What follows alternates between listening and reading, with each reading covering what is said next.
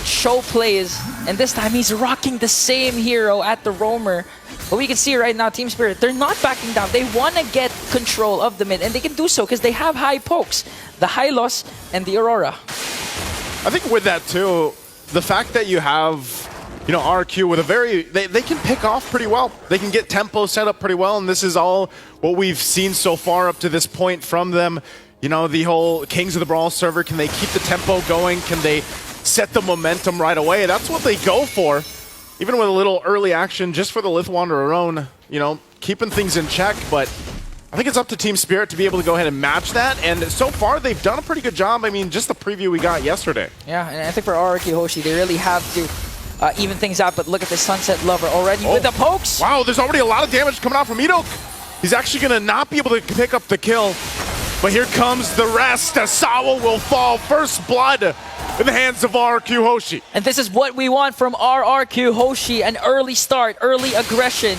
They have to utilize the fact that they have Sutsujin with the Suyo in terms of taking neutral objectives. Again, paired up with the Sever is going to be easy, but looking at the emblems, anything unusual you see right now? Nothing too crazy. Again, you know, this I'm waiting to see, especially for Sunset Lover, to be able to pop off on this Jushin pick that, you know, you would naturally think it's picked up, it's prioritized a lot of times, but also how this works with the fact that you also have a hero in the Akai that we don't see too often, but it is tend to be an answer. They're going to initiate a fight again. They get the flicker out though from Edok, so that's fine and good for Team Spirit. They're going to be able to start up this turtle. RQ Hoshi will get in position. They're waiting to get that orange buff locked in. Might be able to buy enough time. Dyron holding up the front. There's the lockdown with the Frigid Glacier, and Kipoma jumps on in with a heavy spin just to zone out Sutsujin as the turtle is secured. And now Dyron's going to back off as well. Good play for the objective from Team Spirit. So far, so good. Coach Brent was actually saying that in terms of best of one, drafts, preparing for drafts will only get you so far, but it looks like they prepared very well. Kid Bomba again with the Akai pick, last pick, clearly knows his job, which is to soak up the damage, try to zone out Sutsujin as much as possible, because you know you can't go head-to-head with the Suyo early on when it comes to neutral objectives, especially since the Sever and Retribution combination is there. But Hiko, on the other hand, looking at the emblem set, he does go with the Impure ratio. We can expect a lot of sustain coming in from this Granger. So he can go head-to-head with Skylar in terms of the laning phase, even if it's a 1-1. What do you think about that matchup? I know we haven't seen the Granger too much. You know, it popped up a couple times yesterday. But hold on. I don't think they can actually commit to this. Going back to it, what do you think of the matchup against the 1-1, at least for this Granger? I think so far with the emblem set of Hiko, I think it's going to be easy for him, especially if the continuous rotation of the mid duo will go towards that gold lane. Yeah. Skylar is really going to have a hard time, really needs to maximize his veterancy, his experience up against a rookie Hiko. And so far, you'd expect Skylar to really lead or to really dominate the gold lane despite whatever heroes has been used because of Skylar's experience. But so far, Team Spirit, it seems like they're not backing down. They have the guidance of the 3 veterans in the form of Sunset Lover, Kid Bomba, and Sabu as well, who is in fact, as mentioned by Renmar, the 2nd highest in total assists in M series history. Imagine that. It's crazy to think, because that statistic where, you know, Oh My Venus had what, like plus 100 on top of that stat, but definitely still working towards it. That veterancy comes into play for both teams really for this, but you know, still, you gotta imagine Hiko being the youngest player, 16 against a player the caliber of Skylar is definitely a true test for him. And so right now, as both teams get in position, second turtle for the taking, couple shots with the Destinata here. But still, they gotta approach this carefully. They're gonna jump in. Dyron zones out the heavy spin, the Frigid Glacier to separate them for the fight. Sutsujin will be able to get the turtle, and now the flare brings them back as Dyron falls. Not sure if they still want to fight this. They're gonna back off. RQ gets the objective at the cost of a life of Dyron. Okay, I think Thieves are right. That was a trade they were willing to take. They couldn't get any much closer to RRQ Hoshi. Again, the threat of Edok, Jit Kundu, as well as the counter initiations that the Rins can provide with the Frigid Glacier. They don't want to overextend as much as possible. So right now, they're just getting the things that they can against an aggressive lineup with RRQ Hoshi right now. So far, not so much lead established by RRQ Hoshi. Looking at the kill scoreboard, still 1-1. Man, Edok really needs to pop off like how he did it yesterday.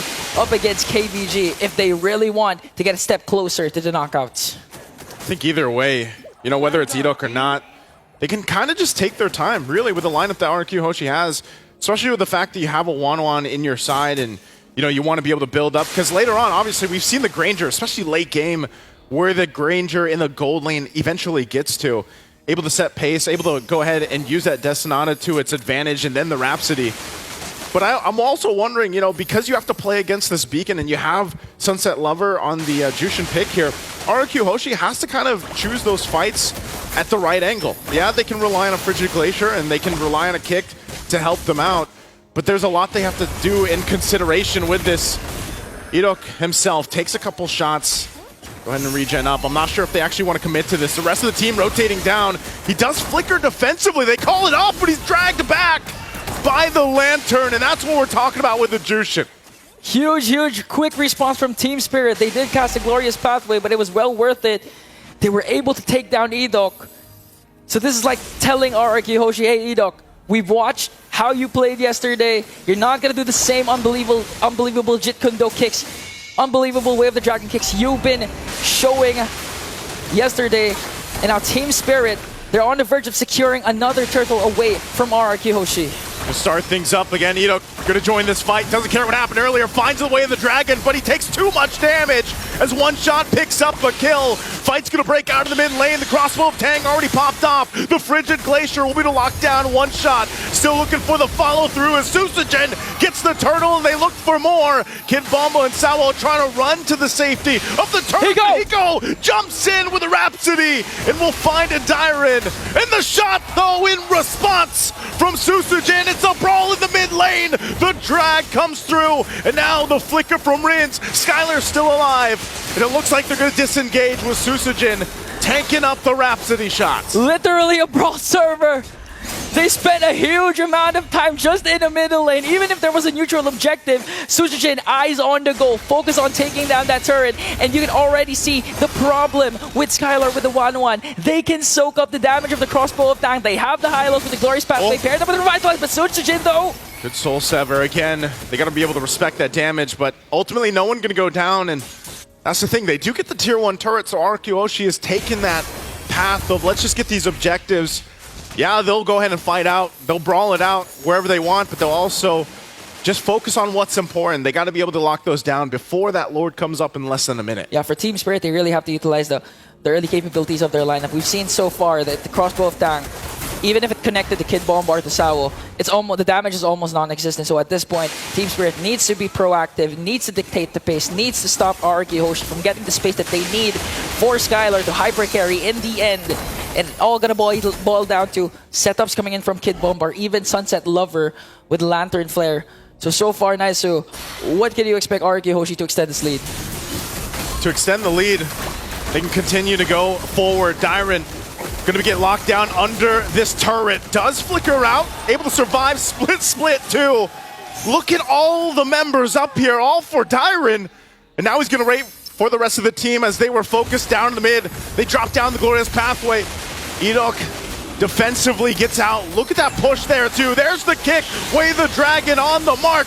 That's Edok going down though in the exchange, and they're gonna get collapsed down. Double for Hiko, but Sawo finally taken down. But the Lantern Flare brings a triple to the youngest member in M6. And now Skylar trying to pop off, looking for the crossbow of Tang as he gets the airtime. Picks up a kill himself, and RQ Hoshi will still hold down the mid lane. Another extended clash for both of these teams, equal trades.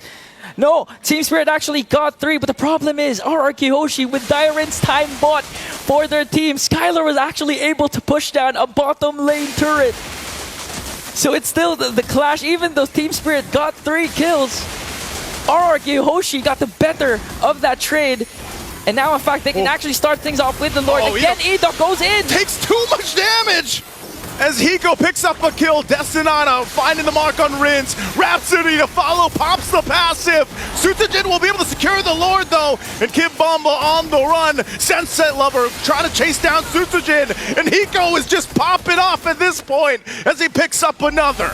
action is just non-stop. Both teams looking for trades, but again, RRQ Hoshi, for the price of Edok, for the price of Sutsujin, they get the First Lord. They have a lot to work with right now, even with a 500 gold lead. Sunset, look at Skylar right now! Talk about the confidence there, the veterancy showing. Skylar saw a kill, he goes and grabs it. The Lord is going to be worked on, but again, their focus is these turrets. They take the tier 1 out, now the tier 2 on the top side. RQ Hoshi will play into that First Lord take. Wow, just going back at what Skylar said before, that he wanted to guide 4 new members of RRQ Hoshi, first time M Series. He wants them to guide to victory, and clearly so far, he's doing that. They're on the driver's seat, 1.9k, although there are extended clashes that sometimes go in the favor of Team Spirit, but most of the time go in the favor of RRQ Hoshi. You can clearly see the veterancy of Skylar, the shot calls that this team is doing. 1.8k gold lead. Already no outer turrets in the bottom lane and the top lane, and if you're Team Spirit at this point, what can you do to stop the dominance that Skylar has been showing? Well, they can utilize Hiko here as we get a little preview of the stacks he's got. And this is one of the things that can play a part in Team Spirit obviously staying in the game. It's nothing too crazy, you know, it's just a 2,000 gold deficit that Team Spirit has to work against. And if they can utilize Hiko's power spike, but this could be troublesome. Again, the kick gonna find the mark, in trouble. Winter Crown gonna be used already. One shot, trying to stay alive, but Skylar pops in the air again, gets the airtime into the Frigid Glacier. They find one shot, and now RQ will set their sights on the mid-tier 2. A lot of ultimates committed from the side of RRQ Hoshi, but the best part is they were able to take down one shot, and literally Edok was one shot away from dying, but safely evades a potential death. So RRQ Hoshi, this time, even though they're committing a lot to those 5-man clashes, they're making sure the Team Spirit doesn't have opportunities to go for trades. And in 40 seconds, RRQ Hoshi again can extend their lead by taking down a Lord, and this time they have huge control over the map, almost just really keeping Team Spirit at bay there by their base. And now, the counterattacks that RRQ Hoshi just keep showing again. Rins, you have to commend the Aurora with the beautiful Frigid Glacier, with the beautiful Frosty Breeze, really setting themselves up perfectly, even with the Glorious Pathway, even with Kid Bomba's Akai. They're starting to have doubts if they would go in because of the counter-initiation of the potential of RRQ Hoshi. This is tough too. Skylar just picking up the Wind of Nature. Sutsujin also Malefic Roar. Big item picks up at this point. 13 minutes of the game. The Lord already started up, and look how fast it's going. I'm not sure if Team Spirit can actually get here in time. They fire off a couple shots, and the Lord already secured by RRQ. They can just back off, and it looks like they'll do just that as they get ready to go ahead and knock on the base of Team Spirit. And with this kind of lead now in their favor, Kid Bomba jumps in. Might have made a mistake here, still gonna be able to survive, but oh no, Sutsujin will pick up the kill from the off angle. I was about to say that that was the first neutral objective that doesn't have a post-neutral objective fight.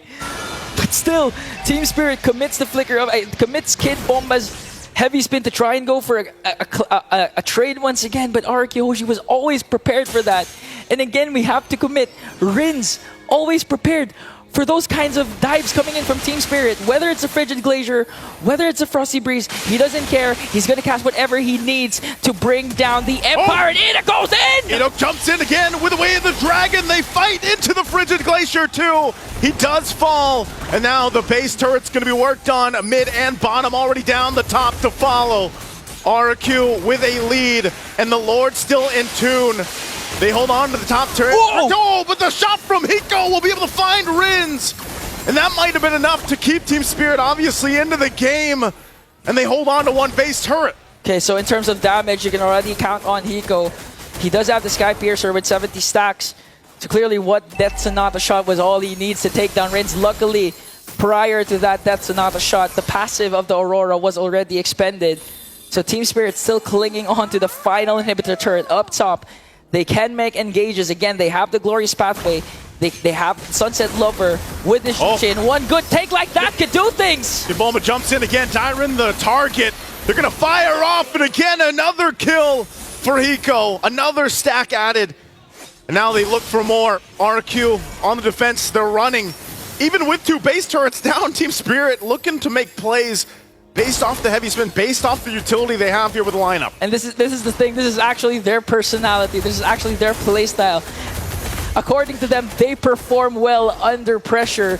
Looking at the current runs in the MCC, they're always used to crawling back to the top from the lower bracket. So in terms of pressure, Team Spirit so far is unbothered. Even Hiko has a slight gold lead up against Skylar with 13.2k gold lead.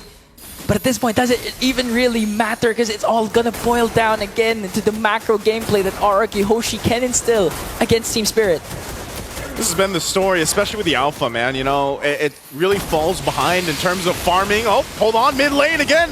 Kid Boba gonna jump in, finds Rinz, and Rinz is gone. As Team Spirit finds the pickoff right in time. We're 10 seconds away from this Lord. And without Rinz, I don't know, RQ Hoshi might have to second guess the fight, but they just want to duke it out. They're gonna force Salo. He pops the Revitalize. Tyrant jumps in, still has the Immortality, and one shot goes in too. But still, as they go ahead and size each other up, they'll back off. Skylar is still keeping them at bay. No one going for the Lord just yet. Again, a jump in from Susujin. They really want to limit test this, and he could jump in and start a fight, but it looks like they back off to reset. RRQ Hoshi limit testing, just trying to buy enough time for Rinz to respond, and they can actually do this because, again, they were able to take down 2 inhibitor turrets, 1 in the middle, 1 in the bottom lane. So Team Spirit, they really need to capitalize on the moment that they're given right now. The window continues to open for the squad. They need a huge major pickoff. That's like what they did against the Rins. And right now they're trying to start things off, trying to bait out RRQ Hoshi by starting the Lord. Destinata here. Really troublesome to deal with RQ in the front side. They're going to be able to push Team Spirit off of this Lord, though. They look like they wanted to start it up. But you got to keep in mind, too, they've got the 2 base turrets down. Team Spirit, how they approach it, who's going to be able to start the fight. It looks like it's going to be a stalemate so far. RRQ Hoshi can indeed play the macro game here. A huge chunk of minions onto the bottom lane. They're going to wait a reaction from Team Spirit, but Team Spirit, they actually know this. They're actually trying to burst down the Lord. There's the flicker in, forcing Hiko on the back. They were to use the Frigid Glacier, but one shot gets the Lord. Looking for the fight to continue on as RQ will run into the jungle. They find the airtime. Sunset's gone. Hiko's gone. They lost all their damage as RQ Hoshi runs into the mid. They'll clear out the Lord and look for more as Skylar is unstoppable. And you can see it as they march into the base. The kingdom, the kings of the Brawl server will win this Brawl tonight. And a step closer.